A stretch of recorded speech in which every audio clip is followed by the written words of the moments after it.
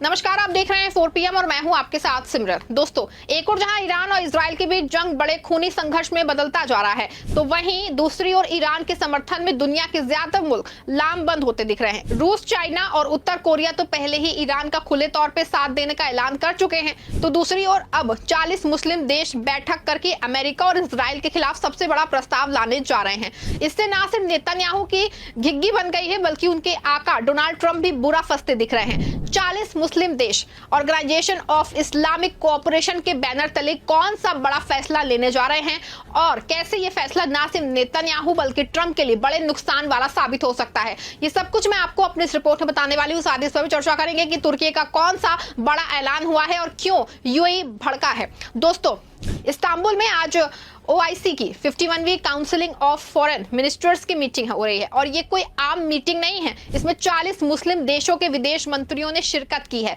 ये वो मौका है जब पूरा इस्लामिक वर्ल्ड एक साथ आया है और उनका निशाना है इजराइल और उसका आका कहा जाने वाला अमेरिका। आपको बता दें कि OIC यानी कि 57 मुस्लिम देशों का संगठन जो 1969 से इस्लामिक दुनिया के हितों की रक्षा करता आ रहा है, लेकिन इस बार की मीटिंग इसलिए खास है क्योंकि मिडिल ईस्ट में इजराइल और ईरान के बीच जंग छिड़ी हुई है। इजराइल ने ईरान के न्यूक्लियर साइट्स पे हमले किए हैं, जिसमें सैकड़ों लोग मारे गए हैं और अब ईरान ने भी पलटवार करते हुए इजरायली शहरों पर मिसाइलें दागी। इसमें हाइफा का ऑयल रिफाइनरी और बेयरशेबा का सोरोका मेडिकल सेंटर जो है वो तबाह होगा। आपको बता दें, सबके बीच OIC ने इमरजेंसी मीटिंग बुलाई और इसमें ईरान के विदेश मंत्री अब्बास अराक्ची भी पहुंच गए। अराक्ची का कहना है कि अगर इजराइल ने हमले बंद नहीं किए तो ईरान और बाकी मुस्लिम देश मिलकर ऐसा जवाब देंगे ना कि नेतन्याहू को अपनी कुर्सी छोड़ के भागना ही पड़ जाएगा। आपको बता दें कि इस मीटिंग का थीम है एक ऐसी दुनिया में OIC की भूमिका जो तेजी से बदल रही है और बदलाव की यह हवा नेतन्याहू और ट्रंप के लिए तूफान बन सकती है।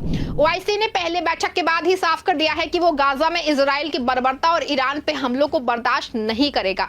आपको बता दें कि तुर्की इस बार OIC की अध्यक्षता कर रहा है। तुर्की के विदेश मंत्री हाकन फिदान ने मीटिंग में बड़ा ऐलान किया है कि हर हाल में मुस्लिम देश ईरान का साथ देंगे। ये ऐलान इतना पावरफुल है कि इजराइल और अमेरिका के पसीने छूट गए हैं। आपको बता दें कि तुर्की के राष्ट्रपति रिसेप तय्यिप एर्दोगन पहले ही कह चुके हैं कि अगर ईरान का रेजिम गिरा तो इसका असर पूरे मिडिल ईस्ट पे पड़ेगा और यूरोप तक न्यूक्लियर लीकेज और माइग्रेशन का खतरा जो है बढ़ जाएगा। तुर्की का स्टैंड साफ है कि इजराइल की आक्रामकता को रोकना होगा और इसके लिए वो ईरान के साथ कंधे से कंधा मिला के लड़ेगा। आपको बता दें कि नेतन्याहू तो पहले से ही तुर्की से खार खाए बैठा है। उसे लगता था कि तुर्की सिर्फ बातें मान जाएगा, लेकिन अब जब हाकन फिदान ने खुल के ईरान का सपोर्ट किया है तो नेतन्याहू की सारी हेकड़ी निकल गई है और ट्रंप वो तो बस ट्वीट करने में बिजी हैं, लेकिन उनकी टेंशन सातवें आसमान पे है। क्यों? क्योंकि IOC के इस गठजोड़ ने अमेरिका इकोनॉमी को बड़ा झटका लग सकता है। लेकिन आपको बता रहे कि इस कहानी में एक ट्विस्ट भी है। जी हाँ, यहाँ तुर्की और बाकी मुस्लिम देश ईरान के साथ हैं, वहीं UAE मिडिल ईस्ट के व्यापार को लेकर बहुत चिंतित है। उसका कहना है कि ये जंग मिडिल ईस्ट को प्रोग्रेस के मामले में 50 साल पीछे ले जाएगी। ऐसे में UAE ने तुरंत जंग रोकने की अपील की है।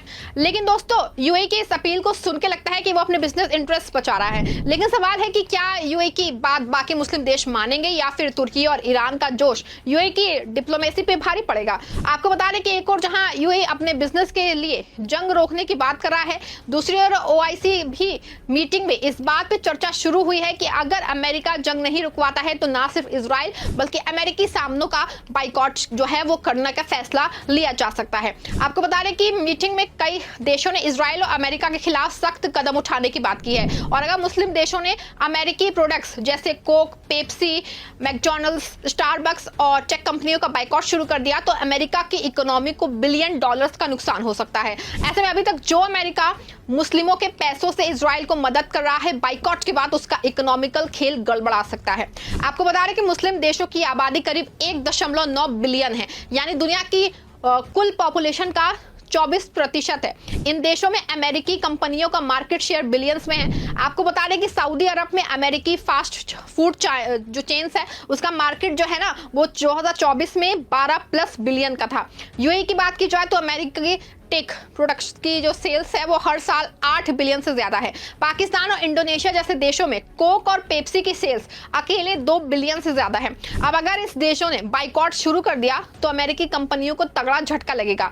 और ये सिर्फ प्राइवेट सेक्टर की बात नहीं है, अमेरिका मिडिल ईस्ट में हथियारों का बड़ा सप्लायर है। 2024 में सऊदी अरब और यूएई ने अमेरिका से 20 बिलियन से ज्यादा के हथियार खरीदे। अगर ये डील्स रुकी तो अमेरिका की डिफेंस इंडस्ट्री भी लड़खड़ा सकती है। ट्रंप को लगता था कि वो ट्वीट करके दुनिया को कंट्रोल कर लेंगे, लेकिन अब आईसीसी की इस एकजुटता ने ट्रंप की बोलती को बंद कर दिया है। और नेतन्याहू वो तो बस अपने बंकर में बैठ के सोच रहा होगा कि अब क्या हो सकता है। आपको बता दें कि इजराइल ने ईरान के न्यूक्लियर साइट्स पे हमले किए, जिसमें 639 लोग मारे गए, जिसमें 263 सिविलियंस थे।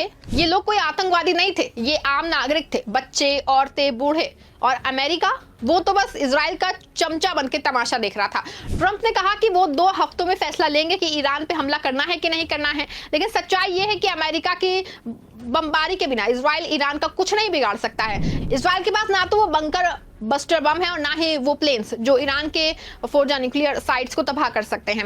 वहीं दूसरी ओर ईरान का स्टैंड साफ है कि वो अपनी सॉवरेनिटी और न्यूक्लियर प्रोग्राम की रक्षा करेगा। और ओआईसी की ये मीटिंग जो है ईरान के लिए एक बहुत बड़ा बूस्ट है। तुर्की, पाकिस्तान, मलेशिया जैसे देशों ने खुल के ईरान का समर्थन किया है। अगर बाइकॉट का फैसला होता है तो consumer goods, Coke, Pepsi, Starbucks जैसे ब्रांड्स की सेल्स में 30 से 40% की गिरावट आ सकती है। इन कंपनियों के शेयर प्राइस क्रैश हो सकते हैं, जिससे अमेरिकी स्टॉक मार्केट को बड़ा झटका लगेगा। एप्पल, माइक्रोसॉफ्ट और गूगल जैसे ब्रांड्स का मिडिल ईस्ट में बड़ा मार्केट है। अगर बाइकआउट हुआ तो इन कंपनियों को बिलियंस का नुकसान होगा।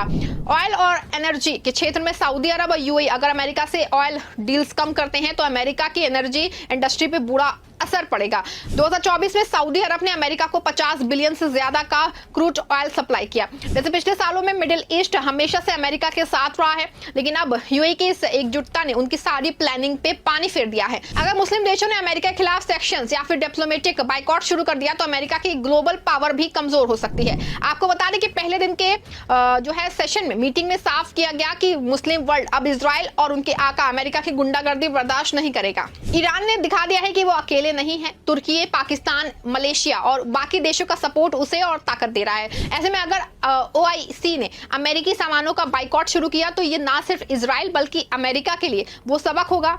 आपको बता दें कि ईरान की बहादुरी और ओआईसी की एकजुटता ने दुनिया को बता दिया है कि सच्चाई और इंसाफ की लड़ाई में कोई सुपर पावर नहीं टिक सकता। आपको क्या लगता है कि अगर मुस्लिम देश एक साथ आकर के ट्रंप और नेतन्याहू की साजिशें नाकाम कर पाएंगे या फिर नहीं? अगर दुनिया के मुस्लिम देश और मुस्लिम वर्ग ने ठान लिया है कि हम अमेरिका के प्रोडक्ट्स को यूज नहीं करेंगे तो अमेरिका की सिट्टी पिट्टी वैसे ही गुम हो जाएगी। लेकिन क्या मुस्लिम देश ये बड़ा फैसला ले पाएंगे या फिर नहीं? आपको क्या लगता है? आपकी जो भी राय है कमेंट में जरूर लिख दीजिएगा। इस खबर को लाइक और शेयर भी जरूर करें।